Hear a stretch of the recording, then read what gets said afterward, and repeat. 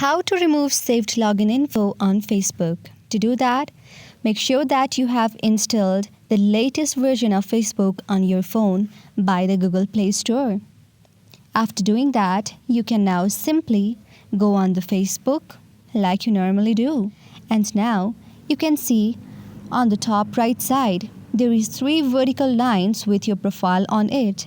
Now, when you tap on it, you will now see an interface like this.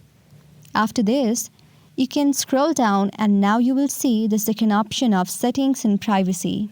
When you tap on it, you will again go through an interface like this. After tapping on it, again tap on settings. And now you can just tap on password and security, which is on the second option.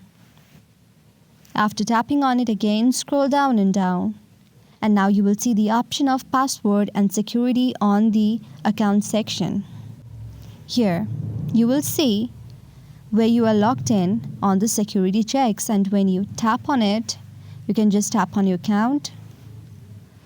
And now you will see where you are logged in. So you can just delete those by tapping on it and click on the logout button. So this is how you do it. I hope this video helped you. If you like our video, please do subscribe our channel.